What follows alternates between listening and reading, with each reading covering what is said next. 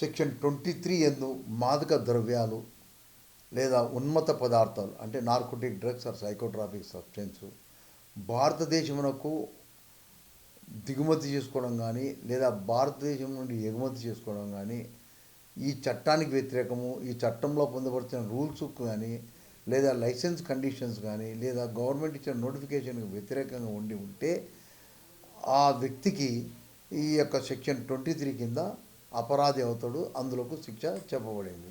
ఆ దొరికినటువంటి quantity small quantity అయితే అంటే తక్కువ పరిమాణం ఉంటే 1 సంవత్సరము మరియు 10,000 రూపాయల జరిమానా. ఒకవేళ తక్కువ పరిమాణం కంటే ఎక్కువ తర్వాత కమర్షియల్ క్వాంటిటీ కంటే తక్కువ పరిమాణం ఉంటే శిక్ష 10 సంవత్సరాల కఠిన కారాగార శిక్ష మరియు 1,00,000 రూపాయల వరకు జరిమానా విధించబడుతుంది. ఒకవేళ కమర్షియల్ క్వాంటిటీ అంటే వ్యాపారాత్మక క్వాంటిటీ పరిమాణం అతనితో కలిగి ఉంటే అతనికి శిక్ష 10 సంవత్సరములకు తక్కువ కాకుండా 20 సంవత్సరాల వరకు కఠిన కారాగార శిక్ష మరియు 1,00,000 రూపాయల జరిమానా లేదా 2,00,000 రూపాయల జరిమానా వరకు విధించబడుతుంది. తగిన కారణాలు ఉంటే సేమ్ ఇంతకుముందు చెప్పినట్టుగా 2,00,000 పై ఇచ్చులకు కూడా జరిమానా వేయవచ్చు అనమాట. సో ఇది మనకు సెక్షన్ 23లో చెప్పబడింది. తర్వాత సెక్షన్ 24 ఇది ఇంకొకటి. ఇప్పుడు ఇండియా నుంచి ఎగుమతి, ఇండియాలోకి దిగుమతి. కానీ భారతదేశంలో అవతల అతనికి ఎలాంటి అధికారం లేకుండా అతను భారతీయుడై ఉండి అక్కడనే కొనుగోలు చేయడము, అక్కడనే సరఫరా చేయడం, ఈ నార్కోటిక్ డ్రగ్స్ కానీ సైకోట్రాపిక్ సబ్స్టెన్స్ కానీ అక్కడనే బియాండ్ ఇండియాలో సేకరించి అక్కడనే సరఫరా చేయడం చేస్తే అందులోకి శిక్ష 10 సంవత్సరాల కఠిన కారాగార శిక్ష, తర్వాత ఎక్కువ 20 సంవత్సరాల వరకు కారాగార శిక్ష కలదు. మరియు 2,00,000 రూపాయలు ఒక మినిమం 1,00,000 రూపాయల జరిమానా మరియు ఎక్కువ మొత్తంలో 2,00,000 వరకు. తగిన కారణాలు ఉంటే ఇంకా ఎక్కువ కూడా శిక్ష వేయచ్చు. మనకు 23 ఇండియాలో ఉండి ఇండియాకి దిగుమతి, ఇండియా నుంచి ఎగుమతి లైసెన్స్ లేకుండా లేదా లైసెన్స్ ఉండి లైసెన్స్ కండిషన్స్ విరుద్ధంగా చేస్తే. కానీ 24లో భారతదేశం అవతల ఉండి అక్కడనే సేకరించి అక్కడనే అమ్మకాలు చేయడం, సరఫరా చేయడం చేస్తే ఇది సెక్షన్ 24 కింద శిక్ష. ఇది చాలా తీవ్రమైన నేరం అన్నమాట.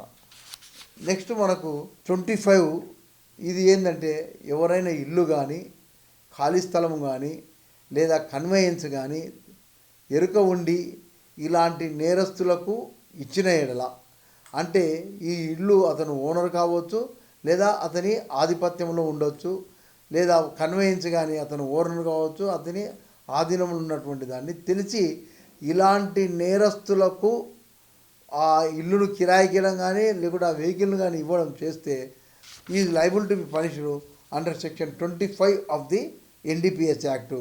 సో ఎంత శిక్ష అంటే ఆ చేసిన నేరం ఏ అపరాధం కింద వస్తుందో అంత అపరాధానికి సమానంగానే ఈ ఇల్లు కిరాయికి ఇచ్చిన వాడు కానీ లేదా వాహనాన్ని ఇచ్చినవాడు కానీ అంతే శిక్షకు అదే అపరాధానికి అంటే ఈ సెక్షన్ 25 కింద ఆ అపరాధంలో ఎంత శిక్ష ఉంటే అంత శిక్షకు ఇతను గురి అవుతాడు. తర్వాత మనకు సెక్షన్ 9A చదివినాం. ఇది కంట్రోల్డ్ సబ్స్టెన్సెస్ అని. అంటే ఈ కంట్రోల్డ్ సబ్స్టెన్సెస్ అంటే ఇవి కూడా ఒక రకమైన కెమికల్స్. వీటితోనే చాలా మటుకు కొన్ని నార్కోటిక్ డ్రగ్స్, సైకోట్రాపిక్ సబ్స్టెన్సెస్ తయారవుతాయి.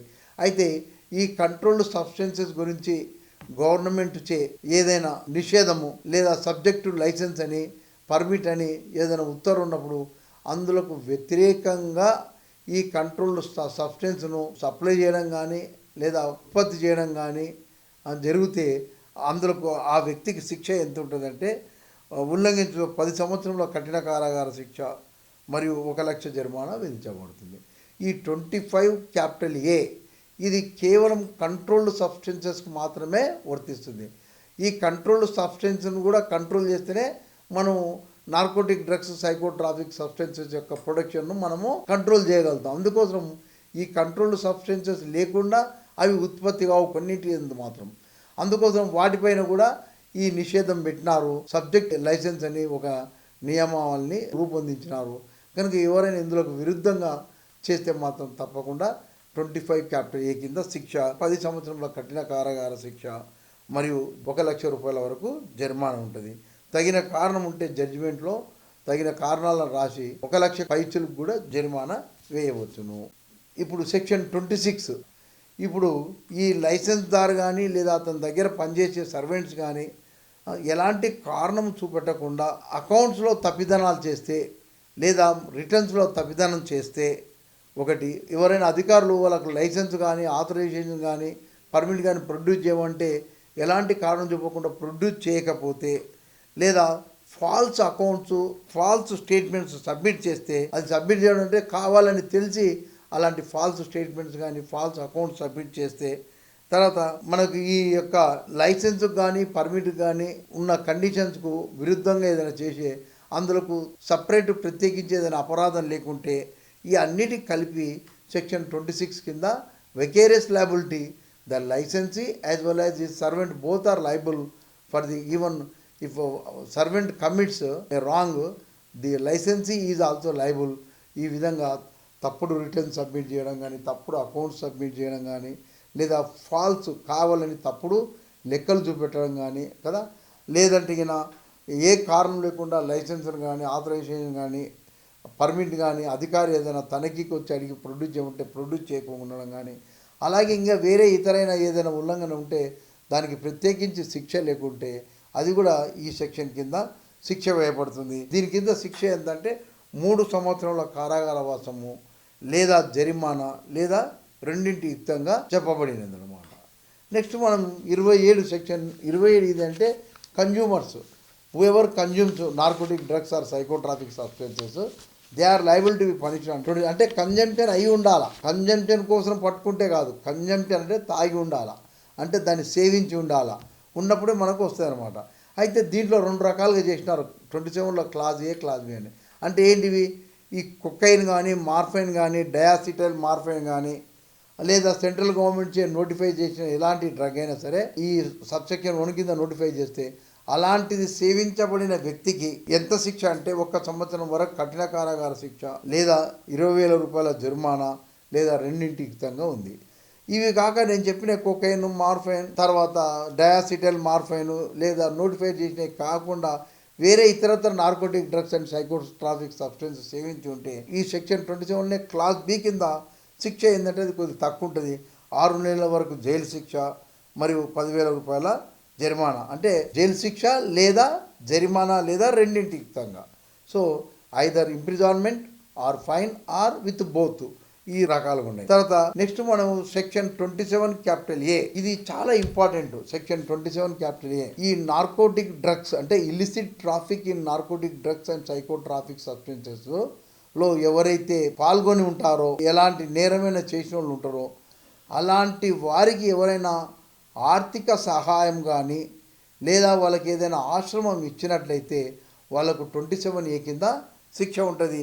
ఆ చేసిన నేరం అవతలోళ్ళు నేరస్తులు చేసిన నేరం ఎంత ఉందో ఆ నేరానికి ఎంత శిక్ష ఉందో అంత శిక్షకు వీళ్ళు గురి అవుతారన్నమాట. సెక్షన్ 27 క్యాపిటల్ ఏ ఈ narcotic drugs and psychotropic substances సంబంధించి అక్రమ వ్యాపారం చేసే వారికి ఎవరైనా ఆర్థిక సహాయం కానీ లేదా అలాంటి నేరస్తులకు ఆశ్రమం ఇచ్చినట్లయితే వాళ్ళకు కూడా శిక్షకు గురి అవుతారు. అయితే ఇక్కడ ఈ illicit traffic in narcotic drugs అనే దానికి మనకు సెక్షన్ 2 క్లాజ్ 8B తర్వాత sub clause 1 to 4లో చెప్పబడినమన్నమాట.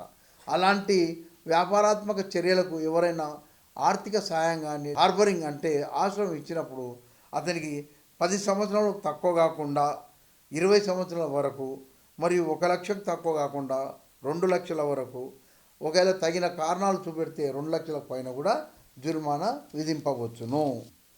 Section 27 capital B ఇవి కూడా అన్ని తర్వాత అమెండ్మెంట్ అయినాయి. ఇల్లీగల్లీ అక్వైర్డ్ ప్రాపర్టీ అంటే ఎవరైనా ఈ నార్కోటిక్ డ్రగ్స్ అండ్ సైకోట్రాఫిక్ సబ్స్టెన్సెస్కి సంబంధించి అక్రమంగా సంపాదించిన ఆస్తి అని తెలిసి ఉండి ఆ అక్రమంగా సంపాదించిన ఆస్తి కలిగి ఉండడం కానీ అది అలాంటి ఆస్తి అని తెలిసి ఎవరైనా వాళ్ళ దగ్గరికి వెళ్ళి తీసుకుంటే వాళ్ళు కూడా సెక్షన్ 27B కింద నేరానికి గురి అవుతారు. దీనికి శిక్ష ఎంత అంటే 3 సంవత్సరాలు తక్కువ కాకుండా 10 సంవత్సరాల వరకు కఠిన కారాగార శిక్ష విధించబడుతుంది. అంటే తెలిసి ఏంటంటే వాడు ఈ యొక్క ఇల్లిసిట్ ట్రాఫిక్ ద్వారా సంపాదించడం తెలిసి అట్టి ఆస్తిని ఎవరైనా కొనుగోలు చేయడం లేదా ఎవరికైనా కన్వర్ట్ చేయడం ట్రాన్స్ఫర్ చేయడం చేసినందుకు వాడు తీసుకున్నందుకు వీడు అనమాట.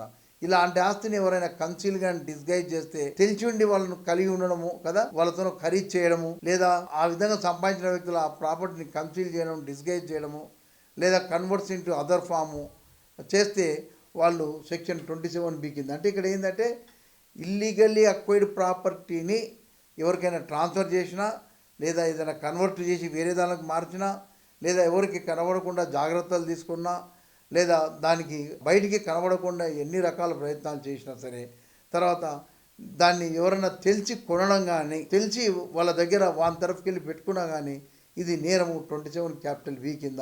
ఇది మనకు కొత్త సెక్షన్ అనమాట. సో దీనిలో ఏంటంటే ఇప్పుడు ప్రతి ఒక్కరికి శిక్ష అనమాట. కాన్స్పిరసీ, అటెంప్టు, అబెట్మెంటు, హార్బరింగు, ఫైనాన్షియల్ హెల్ప్ చేయడము, తర్వాత ఇలాంటి ఆస్తి అని చెప్పి ఎవరైనా తెలిసి కూడా కొంటే చేసినోడు ఎట్లా శిక్షకు దీనికి గురవుతాడు 27Bలా.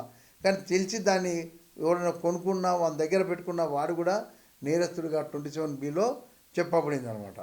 సో మనం సెక్షన్ 28కి వస్తే ఈ చట్టంలోని నేరాలను చేయడానికై ఎవరైనా ప్రయత్నం చేసినట్లయితే, అంటే ఆ ప్రయత్నంలో భాగంగా ముందడుగు ఏదైనా చర్య చేసినట్లయితే తప్పకుండా అతనికి attempt to commit an offence under this act అని 28 కింద ఉంది. దానికి శిక్ష ఏంటంటే అటెంప్ట్కు మామూలుగా సగం ఉంటుంది, కానీ దీంట్లో అట్లా లేదు. వాడు ఏ నేరం చేయడానికి ప్రయత్నం చేసినాడో ఆ నేరం చేసి ఉంటే ఏ సెక్షన్ కింద అపరాధం ఉండి శిక్ష ఉంటుందో అంత శిక్ష దీనికి అటెంప్ట్ చేసినందుకు కూడా అంతే శిక్ష ఉంటుంది మనకు 28లో. తర్వాత సెక్షన్ 29 చూస్తే మనకు దీంట్లో criminal conspiracy and also abetment, అంటే ఎవరైనా సదరు నేరములు చేయవారికి ప్రోత్సహించినా, లేదా సహాయ సహకారాలు చేసినా, లేదా కుట్రలో ఇతను కూడా ఒక భాగస్థుడై ఉంటే అతనికి సెక్షన్ 29 కింద జాయింట్ లయబిలిటీ అనమాట. ఇది అతనికి సెక్షన్ 29 కింద అతను కూడా బాధ్యత వహిస్తాడు.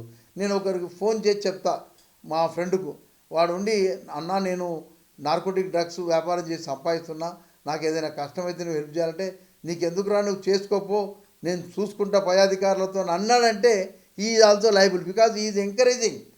కనుక ఈ becomes an accused under section 29. The person who encourages, who becomes a party in the conspiracy by doing any small act in furtherance of that act by the other person, he is liable as either a conspirator or as an abettor under section 29 of the NDPS Act. మనోళ్ళు ఈ section సరిగా వినియోగిస్తలేరు, మనోళ్ళు దాంట్లో రాస్తారు కానీ section 29 పెట్టరు. ఇది కూడా చాలా ముఖ్యమైన సెక్షన్. తర్వాత మనకు ప్రిపరేషన్ సెక్షన్ 30 అని ఒక ప్రిపరేషన్. చూడు, మామూలుగా ఒక అఫెన్స్ చేయడానికి ఫస్ట్ కదా ఇంటెన్షను, ప్రిపరేషను, అటెంప్ట్, కమిషన్. అయితే దీంట్లో ప్రిపరేషన్ కూడా నేరం ఉంది దీంట్లో. అయితే అన్ని నేరాలకు కాదు, కొన్నిటి విషయంలో దీంట్లో ప్రిపరేషన్స్ తీసుకున్నట్లు తెలిస్తే ఖచ్చితంగా ఆధారాల నుండి ఈజ్ మేకింగ్ ఆల్ అంటే సన్నాహాలు to commit an offence. Attempt కూడా కాదు, అటెంప్ట్ కంటే ఇంకా ముందు తక్కువ అనమాట. ప్రిపరేషన్ స్టేజ్లో ఉన్నప్పుడు దానికి తగినట్లు సాక్ష్యం ఉంటే సెక్షన్ 30 కింద శిక్షకు గురి అవుతారు. అయితే దీనికి ఈ ప్రిపరేషన్లో ఏ విధంగా ఉంటుందంటే అక్కడ ఉన్న పరిస్థితులను బట్టి ఈ has made all efforts and making all preparation to commit that offence. అంటే ఈ has not made an attempt but preparation స్టేజ్లోనే సెక్షన్ 30లో శిక్ష ఉంది. అయితే దీంట్లో అన్ని నేరాలకు లేదు. సెక్షన్ 19, సెక్షన్ 24, సెక్షన్ 27A, తర్వాత కమర్షియల్ క్వాంటిటీస్ సంబంధించిన ఏదైనా అపరాధము, ఇలాంటి అపరాధాల్లో ఉన్నప్పుడు ప్రిపరేషన్ కూడా శిక్ష ఉంది. అయితే ఈ ప్రిపరేషన్కి శిక్ష ఎంత ఉందంటే మెయిన్ అఫెన్సెస్లో అంటే ప్రిపరేషన్ ఉండి తర్వాత అఫెన్స్ జరగకుండా ఈ ప్రిపరేషన్ గాను ఈ సెక్షన్ కింద శిక్ష ఉంటుంది. అయితే మెయిన్ అఫెన్స్కి ఎంత శిక్ష ఉందో ఈ ప్రిపరేషన్ కూడా అంతే శిక్ష విధింపబడుతుంది. అక్కడ ఉన్న పరిస్థితులను బట్టి ఈ has made all preparations to commit and preparation స్టేజ్లో పట్టుకున్నప్పుడు అది ఒకవేళ నేరం చేసి ఉంటే ఎంత శిక్ష ఉందో అంత శిక్ష ఈ ప్రిపరేషన్ స్టేజ్లో పట్టుకున్న వ్యక్తికి కూడా ఉంటుంది.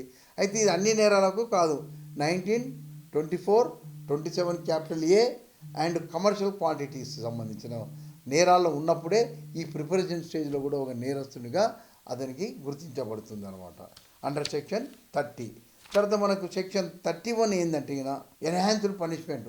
ఒకసారి శిక్ష పడి ఉండి మళ్ళీ అదే నేరము దానికి సంబంధించిందే నేరం మళ్ళీ సెకండ్ టైం చేస్తే అది actual commission of an offence or an attempt to commit or abetment to commit or being a conspirator in that offence ఉండి ఈ విధంగా నేరం చేసి ఉండి శిక్ష పడి ఉన్నప్పుడు మరలా అలాంటి నేరం చేసి ఉండి అందులో కూడా నేరం రుజువైతే అతనికి ఏ అపరాధం చేసినా అపరాధానికి అంటే 1.5 టైమ్స్ శిక్ష ఉండేటట్లు శిక్ష వేస్తారు.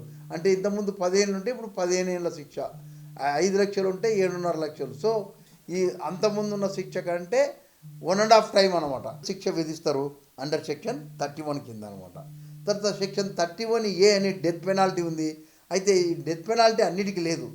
Section 19, section 24, 27A commercial quantity ఎందు ఇంతకుముందు శిక్ష పడి ఉండి మరలా నేరం చేసినప్పుడు ఆ నేరంలో లభించిన క్వాంటిటీ ఎంత అంటే ఈ గవర్నమెంట్ చే సూచింపబడిన నోటిఫికేషన్లో చూపబడిన క్వాంటిటీస్ సెకండ్ టైం దొరికినప్పుడు అది రుజువైతే అతనికి డెత్ పెనాల్టీ వరకు కూడా శిక్ష వేయచ్చని చెప్పబడింది అనమాట. సో ఇక్కడ మనకు సెక్షన్ 31A డెత్ పెనాల్టీ కూడా ఉంది. అంటే 19, 24, 27A అండ్ కమర్షియల్ క్వాంటిటీ సంబంధించి ఇంతకుముందు శిక్ష ఉండి తర్వాత అలాంటి నేరాన్నే ఎక్కువ మోతాదులో అంటే గవర్నమెంట్ నోటిఫై చేసిన ఈ సెక్షన్ కింద నోటిఫై చేసింది అనమాట కొన్ని అపరాధాల క్వాంటిటీస్.